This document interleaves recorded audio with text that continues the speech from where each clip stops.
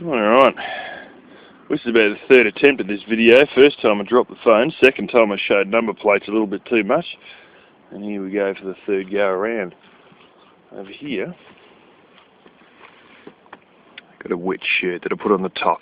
Still trying to get some of the, what's his name? Get some of this tape and wipe that off. And of course I've realised the other day when it was raining that it actually comes off fairly easily. So I thought I'll get it wet and then we'll be alright. Anyway, never mind people in the background there. Look what we see here. That's what I've been building today. For sewing today, actually just overlocking. This camera never reacts well with light. But I think now you get the general idea.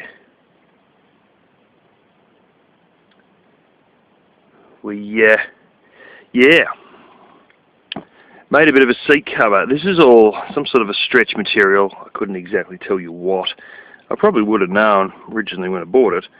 And we've got a bit of, well, basically chino, like a thin cotton drill on the side here. Now this is two parts. You got your top part there. I done fairly well at come around the corner, but we've got a little bit of pucker there, a little bit of pucker there as well. And basically, I buggered the bottom up fairly well. Yeah, I sort of do a lot of things by hand or by eye and don't measure things. And I was going to sort of do this bottom part as a square piece and then go around with this chino, this brown chino. Trouble is, what I marked and what I sort of put it on again, and then I marked it differently, and then I cut it out. But that was after I'd already got these pieces and cut them out. And really speaking, it was a sort of a, well, it was a bit of a lay this beside it and have a rough guess and draw it up, and it really didn't turn out right because this piece here is supposed to be down there. So this is supposed to be like a rectangle, well, basically a triangle that went up here and along here and then sort of basically tape it as it come back. But I sort of screwed that up pretty well. A little bit of pucker, more pucker.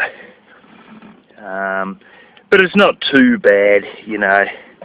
The thing is, I'm never good at measuring these things at all. And it's not terribly easy with stretch either. But I had so much left over from this that I ended up with two bits this size, or basically a giant loop that's like double the size of this. And I cut it in half and then ended up sewing all this to it. I used an overlocker. The overlocker that I have is a 2-stitch overlocker, not a 4 or 5 stitch overlocker, so it really isn't that strong a stitch, although it seemed to have held on fairly alright around the corner here.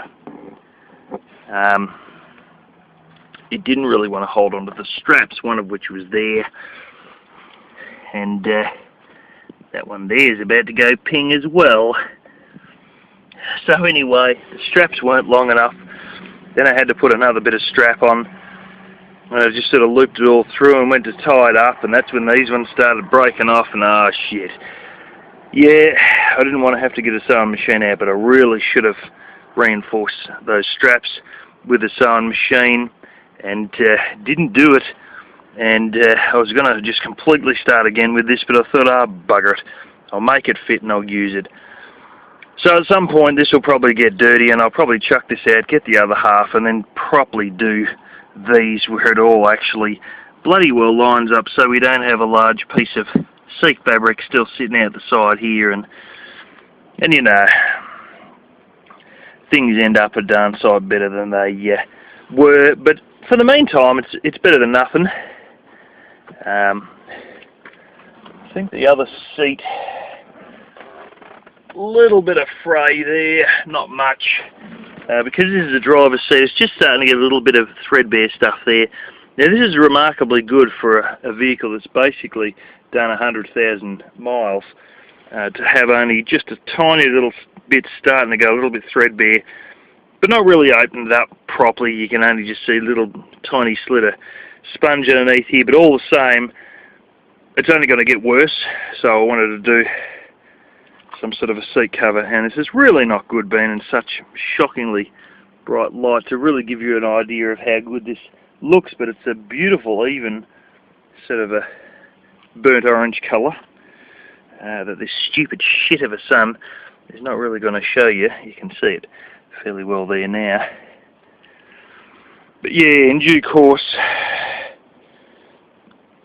when this gets dirty, I'll have no worries washing this. If this eventually gets dirty, I'll probably just chuck the whole thing out and make another one, because the bottom, you know, it really should have been tapered inwards better there. Tucks under the belt there alright, but it really should have been taken. Just these side bits, yeah, just wrong size. Should have pinned them, should have done a lot of bloody things, but anyway.